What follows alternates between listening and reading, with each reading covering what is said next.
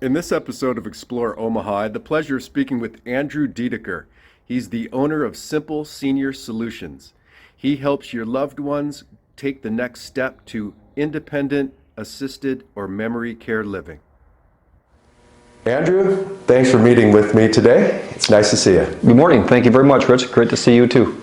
I've been intrigued by your company. Can you tell me and the listeners a little bit more about what you do? Sure. My name is Andrew Diediker, and my wife Hannah and I, we own a company called Simple Senior Solutions.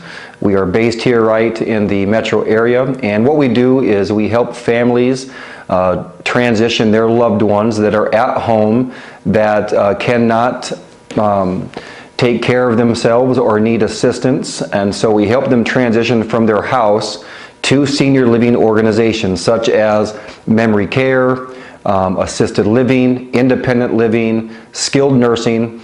Again, it is helping families transition from their home to a senior living place when it does not work out at home for them. So if mom or grandma, can't be in their house anymore, they need more help, not skilled nursing, but assisted living, or maybe it's independent or memory care.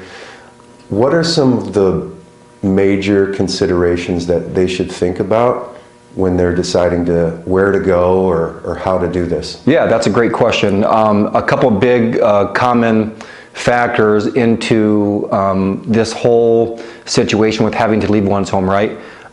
Our number one competitor, it is home, right? And nobody, rightfully so, really wants to leave their house, right? And I don't blame them.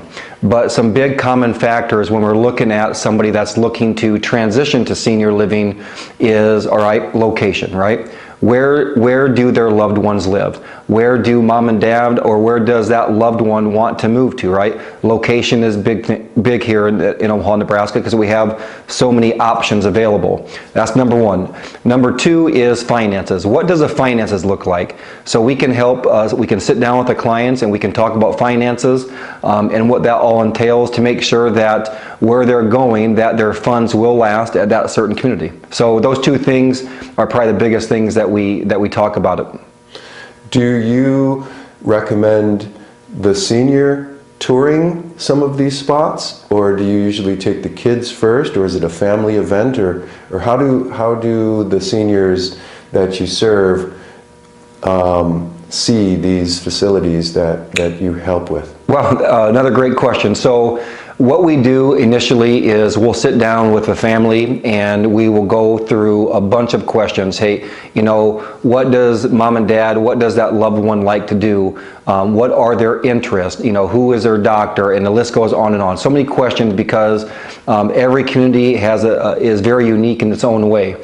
And once that process is done, we help them. We will set up the tours for them based on what their schedule is. So if they're looking to do tours in the morning because it works out best for them, great. We will go with them to those tours.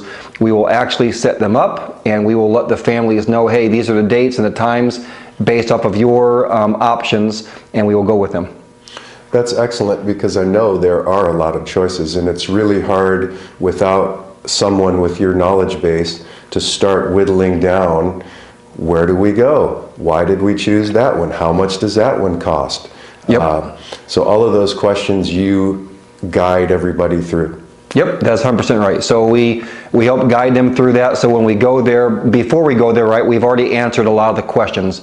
There's no reason to go to a community where it's not going to be a good fit. Now, there are some families, and it's okay, that they want to see all of the options, and that is okay.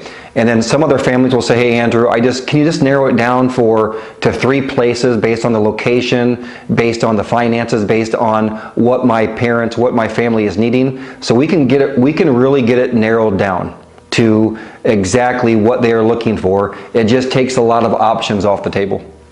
I know that in talking to some of the people that run some of these facilities, there's not always vacancies, right?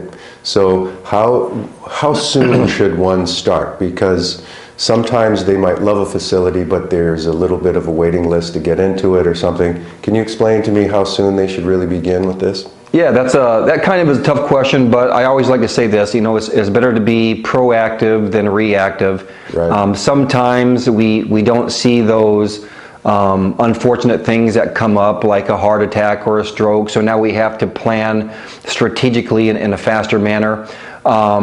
We don't want to hurry the process, but we also want to make sure that the client has the options available for them. So really, there's no bad timing to give us a call.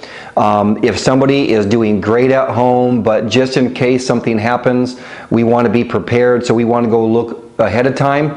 That truly is the best client for us, just because now we have been proactive, we know where we're going to go, we have some paperwork probably has been done, all that has been done. So when that person is ready to make that transition from their home, they have already done all the process. Or if something unforeseen happens and they don't have an option and they have to leave their home, guess what? They already have all of their work done, so now the process is much easier, yes, specifically on the adult children or the family, because the decision has already been made by their loved ones. That makes sense. Are these facilities that you help people understand and where to go and what they're entailing, they've changed dramatically since like the 1970s to today. I've seen some really beautiful facilities. Can you talk a little bit about the difference and how they've gotten better over the years? Oh, yeah, that's another awesome question.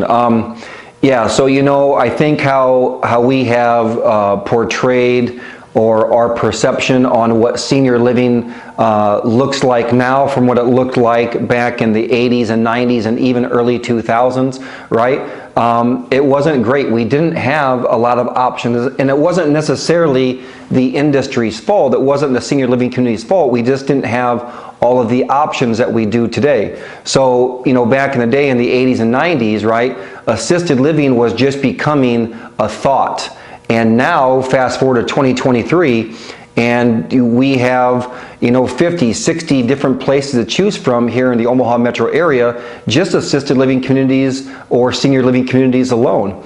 Backtrack 20, 30 years ago, it was really primarily looking at skilled nursing. So the families or the loved ones that have aged now, right, their thought process is, hey, I don't want to go there. That's where my mom and dad or my loved one was, and it is not a good option.